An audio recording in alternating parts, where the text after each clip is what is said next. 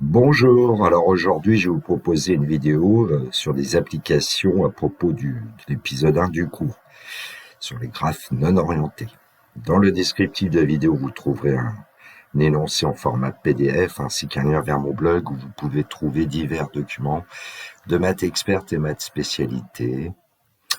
Si mon travail vous intéresse, n'hésitez pas à m'envoyer un pouce levé, ça m'encourage, moi l'ancien professeur, jeune retraité. Alors, application 1, on considère l'ensemble oméga des entiers compris entre 1 et 6. Les entiers distincts, petit a et petit b de oméga, sont en relation si AB plus 1 est un entier impair. Question 1, sur la figure suivante, relier les sommets A et B par un segment s'ils sont en relation. Donc on a placé évidemment des sommets avec 1, 2, 3, 4, 5, 6. Question 2, compléter le tableau suivant. Donc, pour chacun des sommets 1, 2, 3, 4, 5, 6, on donnera le degré et la somme de tous les degrés des sommets. Et puis, question 3, quel est le nombre d'arêtes de ce graphe non orienté? Donc, la question 1, sur la figure suivante, relier les sommets A et B par un segment s'ils sont en relation. Alors, on disait que les entiers distincts A et B de oméga sont en relation si AB plus 1 est un entier impair. Et puis, oméga, c'est l'ensemble des entiers compris entre 1 et 6, donc en fait c'est 1, 2, 3, 4, 5, 6. Bon, alors j'ai constitué un tableau à 2 colonnes avec petit a et petit b pour calculer AB plus 1 à l'intersection d'une ligne et d'une colonne. Alors évidemment je ne vais pas considérer les entiers qui sont égaux puisqu'on parle d'entiers distincts ici. Alors, les liaisons donc entre les divers nombres, eh bien, on s'aperçoit que 1 est en relation avec 2 puisque 1 fois 2 plus 1, 2 plus 1, 3 est un entier impair. Alors ici, j'ai colorié en bleu quand les entiers A et B sont en relation, en fait, et en rouge quand ils sont pas en relation. Bon, bah, ce qui fait que dans le tableau, on lit tout de suite que 1 est en relation avec 2. Ensuite, on a 1 qui est en relation avec 4. Et 1 est en relation avec 6. Ensuite, on va prendre 2. Alors, 2 est en relation avec 1, c'est déjà fait. 2 est en relation avec 3. 2 est en relation avec 4. 2 est en relation avec ensuite 5. Et 2 est en relation avec 6. Pour le nombre 3, il est en relation avec 2, c'est déjà fait. 3 est en relation avec 4. Ensuite, 3 est en relation avec 6. Il n'est pas en relation avec 5. Pour 4, eh ben, déjà, il y a beaucoup de choses qui sont faites. Donc, en fait, on va chercher avec 5. 4 est en relation avec 5. Et puis 4 est aussi en relation avec 6.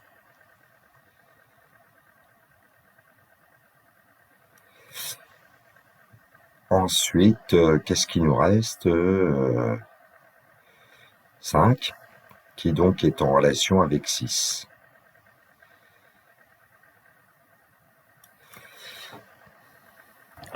Question 2, compléter le tableau suivant avec chacun des sommets et son degré, calcul total. Alors, quand on regarde donc ce fameux graphe, le sommet 1, lui, il a un degré de 3. Le sommet 2, bah, il y a 1, 2, 3, 4, 5 arêtes qui partent du sommet 2, 3 qui partent du sommet 3. Pour le sommet 4, 1, 2, 3, 4, 5.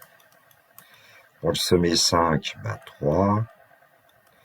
Et du sommet 6 partent 1, 2, 3, 4, 5 arêtes. Bon, bah, on peut compléter évidemment le tableau. Hein. Alors, on a 3 comme degré pour le sommet 1, 5 pour le sommet 2, 3 pour le sommet 3, 5 pour le sommet 4, 3 pour le sommet 5 et 5 pour le sommet 6.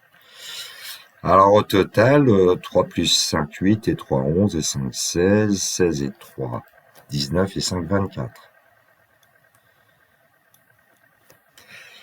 Alors dans la question suivante, on va nous demander le nombre d'arêtes, parce que quand on regarde la figure, évidemment, bon, aller chercher le nombre d'arêtes, c'est un petit peu dur pour le cerveau. En tout cas pour le mien. Question 3, déduire le nombre d'arêtes de ce graphe non orienté. Eh bien, on vient de trouver que la somme des degrés de tous les sommets est égale à 24. Et d'après une propriété du cours, le nombre d'arêtes, c'est la moitié de la somme des degrés de tous les sommets. Donc 24 divisé par 2, évidemment, va nous donner 12.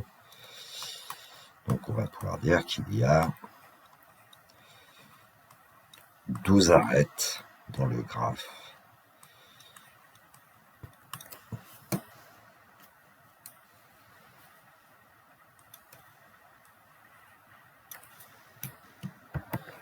Application numéro 2. Alors premièrement, considère le graphe non orienté donné ci-dessous. Donc on voit la figure avec les sommets et les diverses liaisons, les arêtes entre les sommets. Petit a, quel est l'ordre de ce graphe non orienté? Petit b, ce graphe non orienté est-il simple? Petit c, donnez le degré de tous les sommets de ce graphe non orienté. Petit d, ce graphe non orienté est-il complet? Question 2, on considère le sous-graphe non orienté constitué des sommets A, D, E, F. En fait, c'est le graphe non orienté avec les sommets A, D, E, F, et on conserve les liaisons entre ces sommets, on appelle ça un sous-graphe. Bon. Petit a, réaliser une figure. Petit b, donner le degré de chaque sommet de ce sous-graphe non orienté. Ce sous-graphe non orienté est-il complet? D'abord, l'idéal, c'est de prendre feuille et stylo et de répondre à ces questions.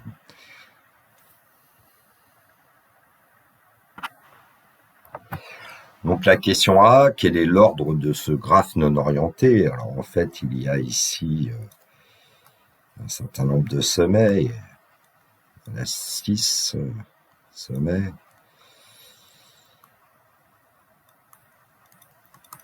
A, B, C, D, E, F. Bon, c'est juste pour vérifier qu'on connaît son cours et que l'ordre de ce graphe non orienté, je veux dire l'ordre de ce graphe est 6.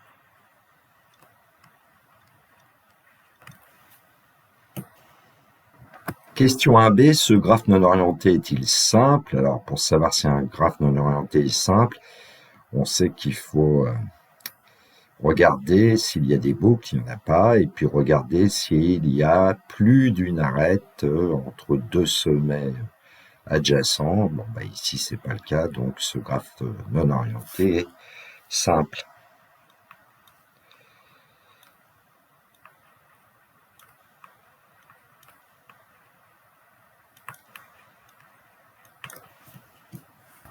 Alors la rédaction que vous trouvez dans le polycopier, ce graphe non orienté ne possède pas de boucle et il y a au plus une arête entre deux sommets distincts, donc ce graphe non orienté est simple, on sait tout simplement le cours.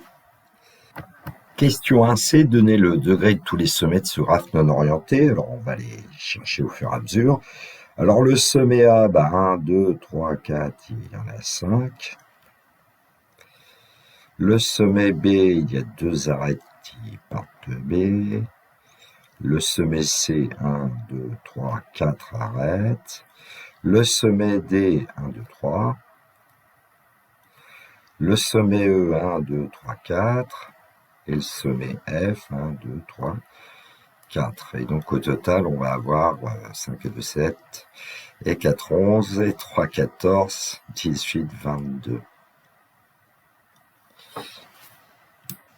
Alors c'est pas demandé, je crois, dans l'énoncé, mais comme il y a 22 de somme des degrés de tous les sommets, on peut faire une remarque en disant qu'il y a 11 arêtes.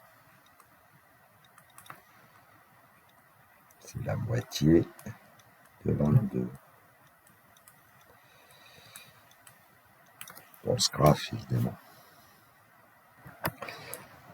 Alors, question 1D, ce graphe non orienté est-il complet? Bon, bah, on voit bien qu'il ne l'est pas, puisque par exemple,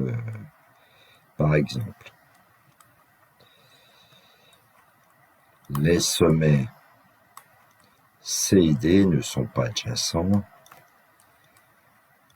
Il n'y a pas de liaison entre C et D.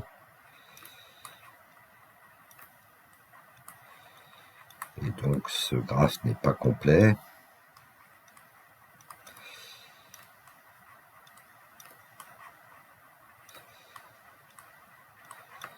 Alors, on peut le voir un petit peu autrement aussi, vu le cours que j'ai fait. On aurait besoin d'avoir tous les degrés des sommets qui seraient égaux à 5 ici, puisque le graphe est d'ordre 6, ce qui n'est pas le cas. Il suffit de donner un contre-exemple. Alors, évidemment, le sommet A, il apporte degré 5, mais par exemple, le sommet B apporte degré 2, donc ce graphe n'est pas complet. Question 2A, réaliser une figure. En fait, il faut considérer le sous-graphe non orienté constitué des sommets à DEF. Donc, à partir du graphe qu'on avait au départ, bah, il va falloir en fait éliminer les sommets B et C ainsi que les arêtes qui les rejoignent. Bon. Alors ici, on voit qu'on va garder par exemple l'arête EF, l'arête AF, l'arête AD, l'arête DE. On avait aussi A qui était adjacent avec E et puis D qui était adjacent avec F. Et donc voilà le sous-graphe qu'on obtient. Donc question 2B, donner le degré de chaque sommet de ce sous-graphe non orienté. Alors quand on regarde le sommet A, bah, son degré c'est 3, le sommet D 3, le sommet E 3, et le sommet F a pour degré 3, donc on va pouvoir dire que chaque sommet a pour degré 3.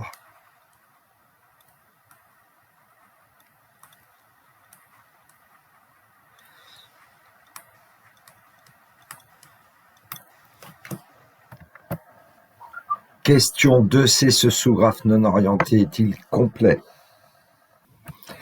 Alors, on pourrait dire que chaque paire de sommets est reliée par une arête. On peut aussi parler du degré, puisque tous les sommets ont pour degré 3 et que c'est un graphe d'ordre 4. Ce graphe est d'ordre 4.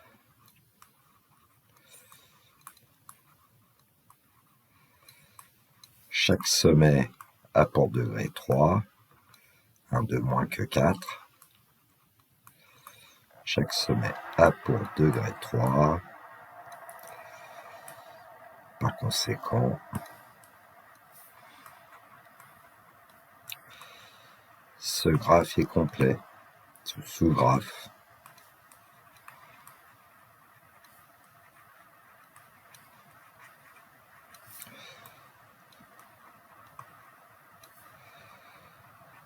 Est complet.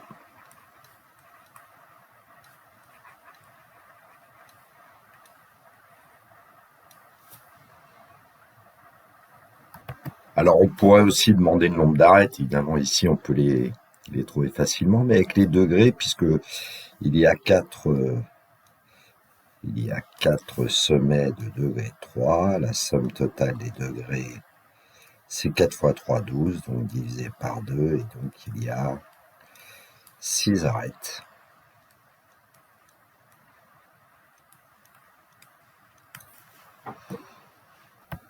Voilà, cette vidéo est terminée pour moi. Il me reste à vous souhaiter une très belle journée. Surtout, prenez bien soin de vous. Que la force soit avec tous ceux qui étudient. Au revoir.